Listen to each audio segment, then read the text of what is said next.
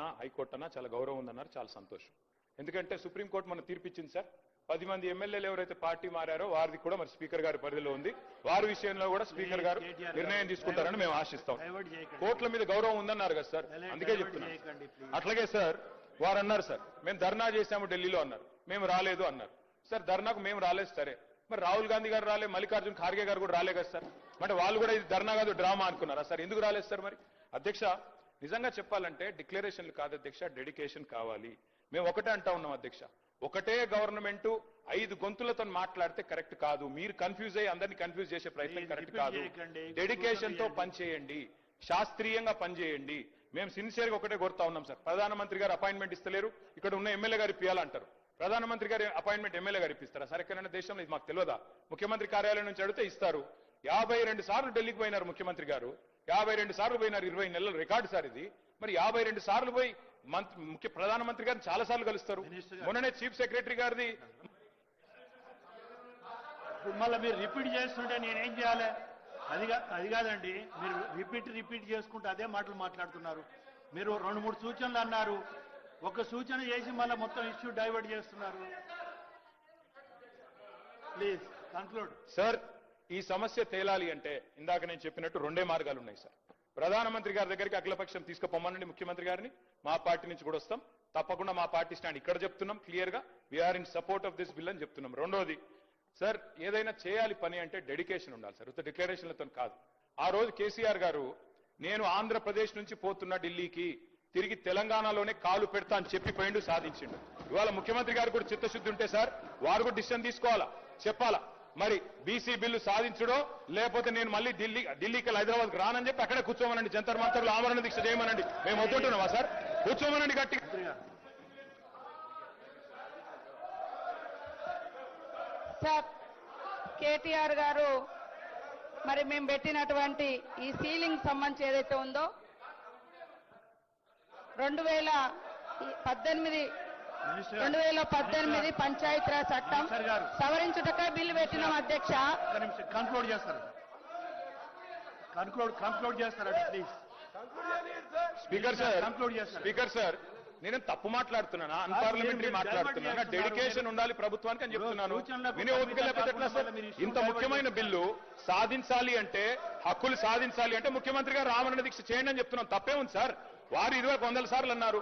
అట్లాగే చివరికి ఒకటే మాట సార్, ప్రధానమంత్రి గారు అపాయింట్మెంట్ ఇస్తలేడు అంటున్నారు ముఖ్యమంత్రి గారు. ఎందుకు ఇస్తలేడు సార్ అపాయింట్మెంట్? ఒకటే కారణం, ముఖ్యమంత్రి గారు స్వయంగా చెప్తున్నారు బహిరంగ వేదికల మీద, ఢిల్లీలో అపాయింట్మెంట్లు ఇస్తలేరు, ఇస్తే చెప్పులు ఎత్తుకపోతారేమో అని చూస్తున్నారు అంటున్నారు. ఇట్లా మాట్లాడినాక అపాయింట్మెంట్లు వస్తాయా సార్? అందుకే ముఖ్యమంత్రి గారి భాష మార్చుకోండి, బుద్ధి మార్చుకోమని చెప్తూ మా పార్టీ సపోర్ట్ తెలియజేస్తాం. ప్లీజ్ ఒక్క నిమిషం అమ్మా, మినిస్టర్ గారు ఒక్క నిమిషం.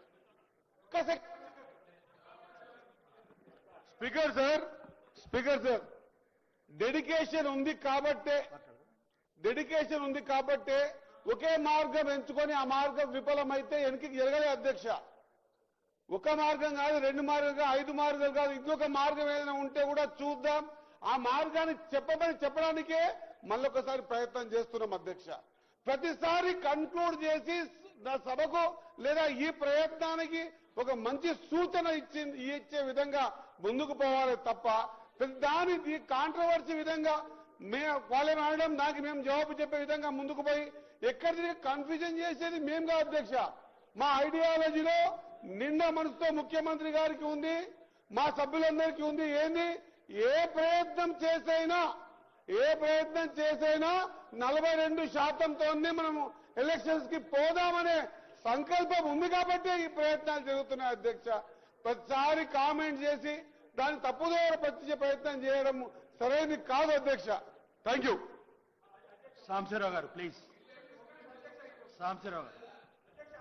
Thank you sir. అసెంబ్లీలో సాంబశివరావు శ్రీనివాస్. అధ్యక్ష మా గౌరవ ముఖ్యమంత్రి గారిని పట్టుకొని వారు మాట్లాడిన మాటల్ని తీవ్రంగా ఖండిస్తున్నారు అధ్యక్ష. మా గౌరవ ముఖ్యమంత్రి రేవంత్ రెడ్డి గారికి రాహుల్ గాంధీ గారి అపాయింట్మెంట్ ప్రతి సందర్భంలో దొరుకుతుంది, ప్రతి సందర్భంలో కలిసి వస్తున్న సందర్భం కూడా బయట ప్రపంచం తెలుసు. ఇటీవలనే అటు ప్రియాంక ఇటు రాహుల్ గాంధీ మధ్యలో రేవంత్ రెడ్డి గారు తెలంగాణ ముఖ్యమంత్రికి అరుదైన గౌరవం దక్కిందనేటువంటి ఫోటోలు కూడా మనకు కనిపిస్తున్నాయి. ఇందిరా భవన్ లో మన తెలంగాణ సంబంధించిన ఈ బీసీ బిల్లుకి సంబంధించిన పవర్ పాయింట్ ప్రెజెంటేషన్ ఇచ్చిన రోజు కూడా అభినందించిండు. ఆ తర్వాత పార్లమెంట్ సభ్యులతో కలిసి డిన్నర్ లో కూడా వారు రాహుల్ గాంధీ గారు ప్రత్యేక రేవంత్ రెడ్డి గారిని ఉప ముఖ్యమంత్రి గారిని కూడా పిలిచిండ్రు. తల్కతోరో స్టేడియంలో ఆల్ ఇండియా ఓబీసీ సమావేశంలో కూడా రేవంత్ రెడ్డి గారి పనితీరును, మన రాష్ట్ర మంత్రివర్గ పనితీరును, మన కులగానికి సంబంధించి మెచ్చుకున్నాడు. దేశం మొత్తం కూడా ఈరోజు తెలంగాణ రోల్ మోడల్ అని చెప్పిన అధ్యక్ష. ఈరోజు వాళ్ళు మా నాయకులకు సంబంధించిన దానిలో విభేదాలు సృష్టించాలని చేసే ప్రయత్నం కరెక్ట్ కదా అధ్యక్ష. వాళ్ళు మేము 52 సార్లు మా ముఖ్యమంత్రి గారు వేయరు, 52 సార్లు మా పార్టీ మా నాయకుడు 52 సార్లు వెళ్ళింది కూడా ఈ రాష్ట్ర ప్రయోజనాలు దృష్టిలో పెట్టుకుపోయినాం. మాకు బేస్యాలు లేవు అధ్యక్ష. మీలాగా బేస్యాలకు పోయి రాష్ట్రానికి ఇబ్బంది జరిగినటువంటి మీ నాయకత్వంలో ఈరోజు మా ముఖ్యమంత్రి రేవంత్ రెడ్డి గారికి గౌరవం ఉన్నది. గౌరవం రాహుల్ గాంధీ దగ్గర కానీ, శ్రీమతి సోనియా గాంధీ గారి దగ్గర కానీ, మా మల్లికార్జున్ ఖార్గే దగ్గర కానీ, మా జాతీయ పార్టీ సందర్భం వచ్చినప్పుడు మీకు కలిసి పనిచేస్తాం, కలిసి ముందుకు పోతాం. ఈ విధంగా అనుచిత వ్యాఖ్యలు వీరు మా ముఖ్యమంత్రి రేవంత్ రెడ్డి గారు అంటేనే కళ్ళలో నిప్పులు వేసుకుంటారు అధ్యక్ష.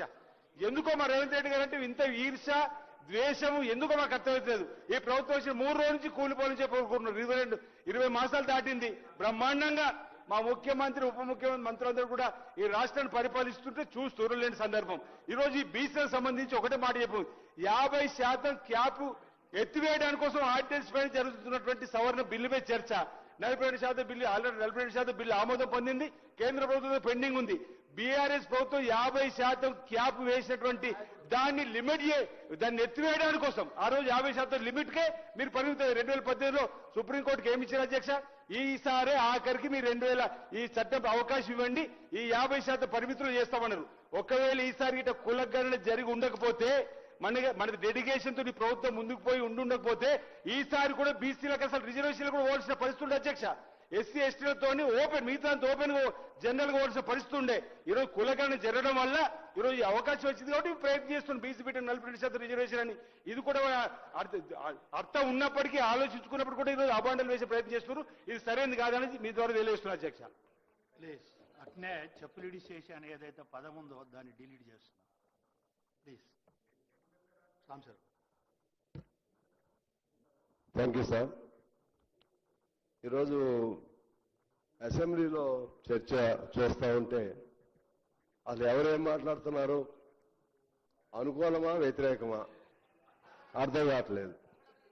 డొంక తిరుగుడు అంటారు, బీటింగ్ అరౌండ్ బుష్. డొంక తిరుగుడు మాటలతో అసలు సమస్యను పక్కదారి పట్టిస్తున్నారు. ఇది చాలా విచిత్రంగా ఉంది.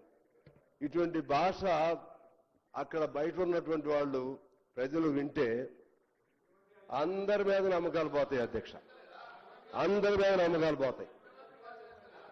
ఎమ్మెల్యేలంటే ఇట్లా అబద్ధాలు ఆడాలేమో, ఎమ్మెల్యేలంటే ఇలా మోసం చేయాలేమో, ఎమ్మెల్యేలంటే ఇలా మోసపూరిత మాటలు చెప్పాలేమో, రోజుకో మాట మార్చాలేమో, ఇటువంటి వాళ్ళే ఎమ్మెల్యేలు అవుతారేమో, ఇటువంటి ఒక ప్రజల్లో చులకన భావం వచ్చే అవకాశం కనపడుతుంది అధ్యక్ష.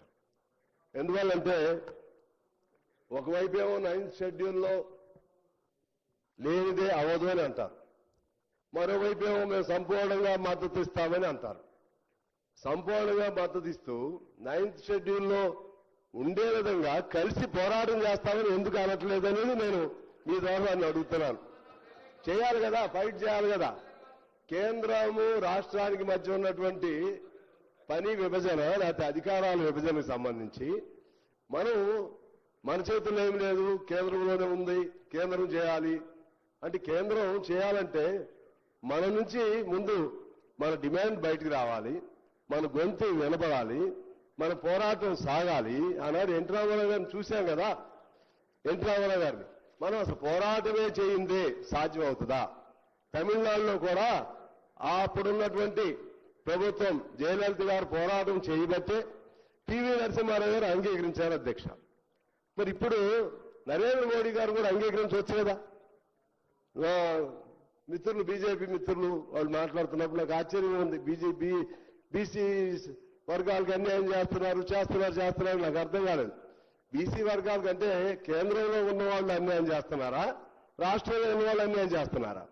ఇప్పుడు ఎక్కడ ఆగుతుంది? ఇక్కడ పంచాయతీ ఎక్కడొచ్చింది, ఇక్కడి నుంచి బిల్లు అయిపోయింది, బిల్లు అయిన దాన్ని ఆపుతున్న వాళ్ళు ఎవరు?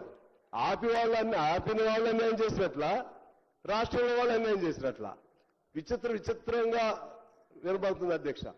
రకరకాలుగా కుంటి సాగులు, రకరకాలుగా అన్ని సినిమాల్లో ఆ రోజుల్లో నాగభూషణ్ గారు ఇటువంటి వాళ్ళు ఉండేవాడు, వాళ్ళు గుర్తొస్తున్నారు అధ్యక్ష.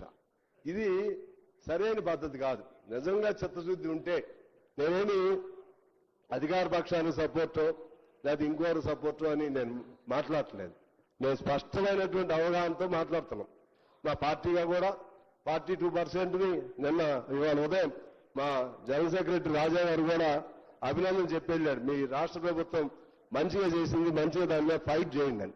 ఆనాడు ఎస్సీ వర్గీకరణ కూడా రాష్ట్ర ప్రభుత్వం చేసింది. నాకు తెలిసి it's a revolutionary step forward. ఎక్కడ ఇంతవరకు ఏ రాష్ట్రంలో కూడా చేయలేదు అధ్యక్ష. దీనిపైన మనం తీసుకుని ముందుకు వెళదాం. ఇవాళ మీ మంత్రులు ఎంతమంది ఉన్నారు, లేదా ముఖ్యమంత్రి ఏంటి, ఆ ముఖ్యమంత్రి ఏంటి, ఈ ముఖ్యమంత్రి ఏంటి, ఇవి వెనకటి నుంచి వస్తున్నటువంటి వరుస క్రమంలో కొన్ని చేర్పు మార్పులు జరుగుతూ ఉంటాయి. అన్ని కావాలి, మీరు తీసుకోండి. ఇప్పుడు ప్రధానమంత్రి మీరు కదా, ఎన్ని చేపిస్తే మంచిగా ఉంటుంది. అన్ని కావాల్సిందే. అయితే ముందు ఇది కానివ్వండి.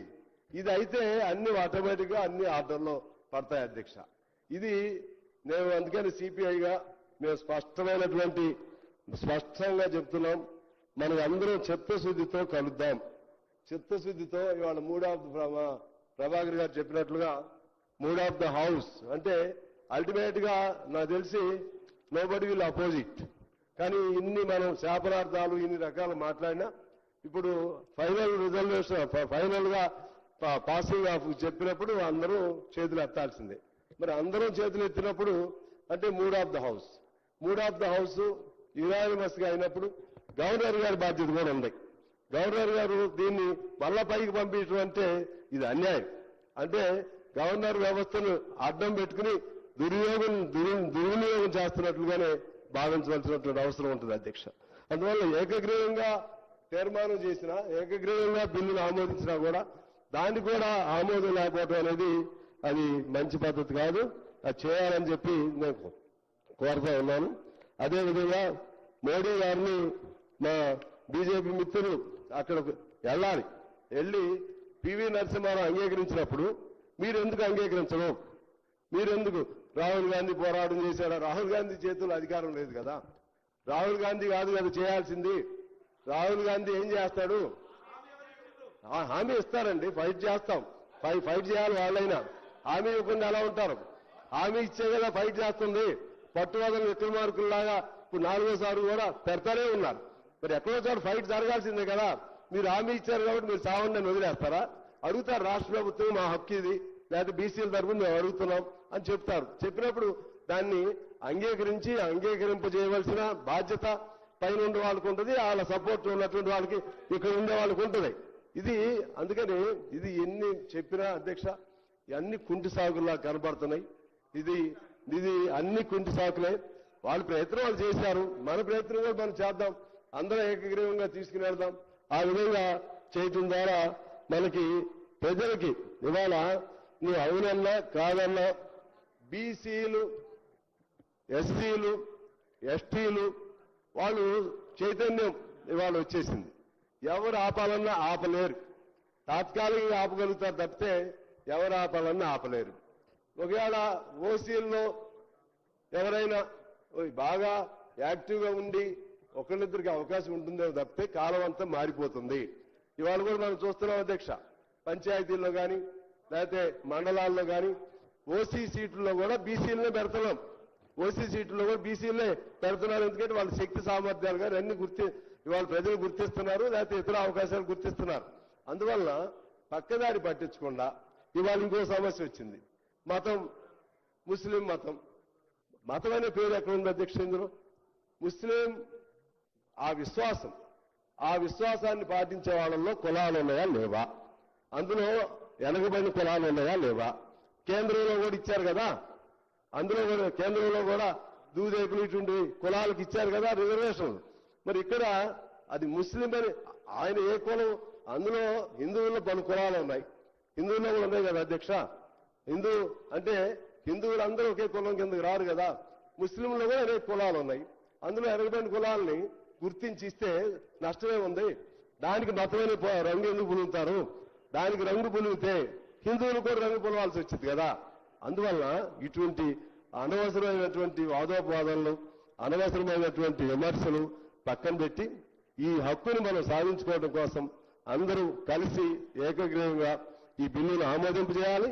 ఈ బిల్లు ఆమోదమైన తర్వాత మన గవర్నర్ గారు కూడా ఈ బిల్లుకి సంపూర్ణంగా ఆయన అసెంట్ ఇచ్చి అంగీకరించాలని నేను మీ ద్వారా కోరుతూ నమస్కారం.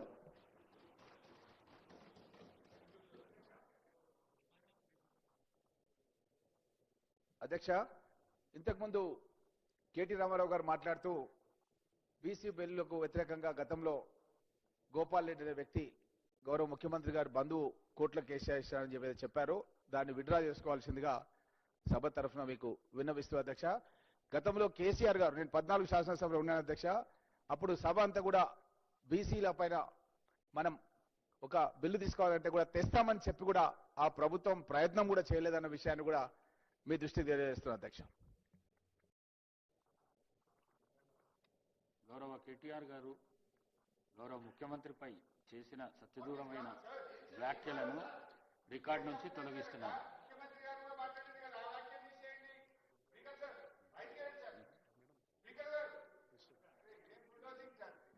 అధ్యక్ష, కేటీఆర్ గారు మాట్లాడుతూ ఇంకెన్నిసార్లు ఈ బిల్లులు పెడతారని మాట్లాడడం జరిగింది సార్. వాళ్ళు 2018లో తీసుకొచ్చినటువంటి పంచాయతీరాజ్ చట్టంలో 50% మాత్రమే రిజర్వేషన్ ఉండాలి అని, ఏ రాష్ట్రంలో కూడా చట్టాలు అట్లా లేవు సార్. సీలింగ్ క్యాప్ ఇక్కడ పెట్టడం